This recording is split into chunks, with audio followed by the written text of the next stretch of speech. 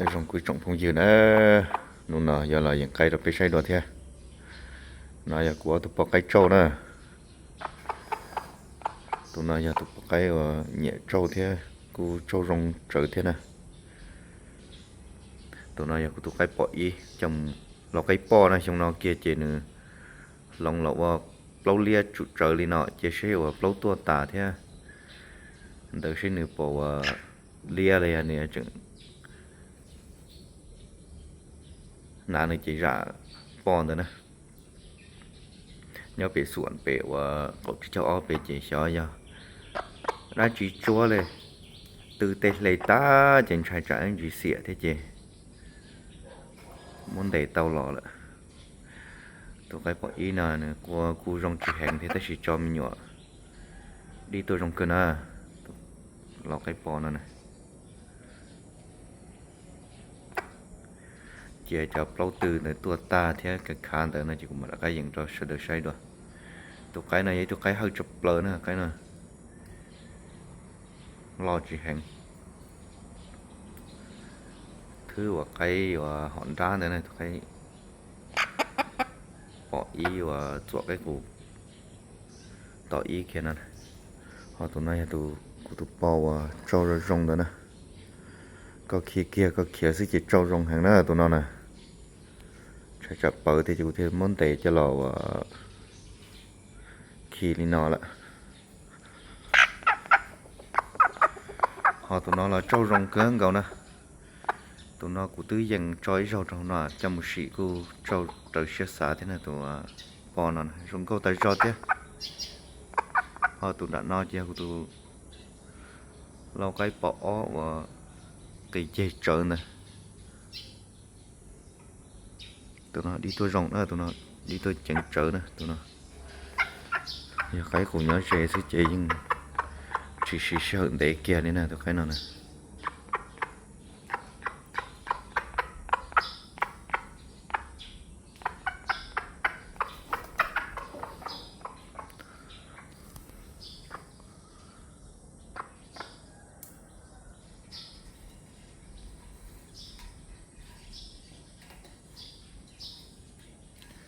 của một khi cậu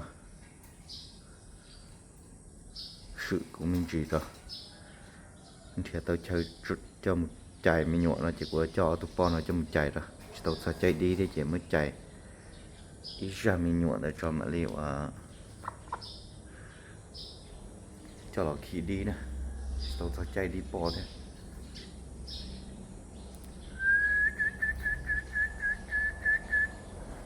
cái chỉ muốn khi đó bỏ lên nó chỉ phải chọc qua lại thế ấy họ lại trả lên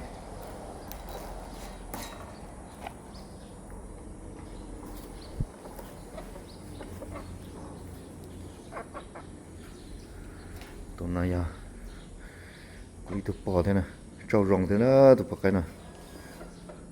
chính là bỏ cái bỏ thôi ta chỉ muốn khi lại thế chỉ sinh lại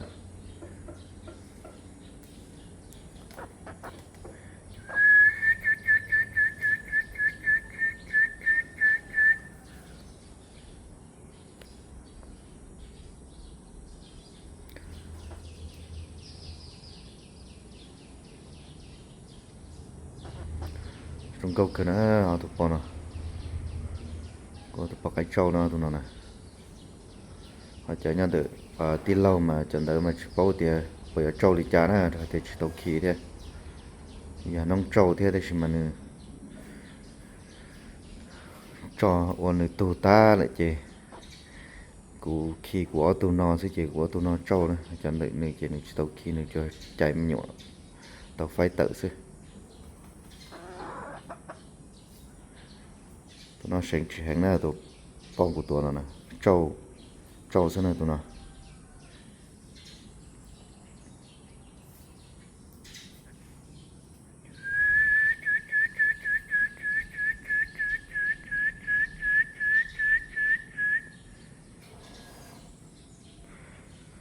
nhớ cho chị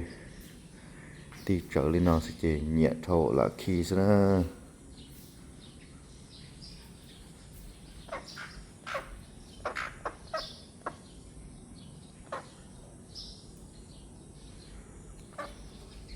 อย่างเลยนะตัวเฉลยใช่สิ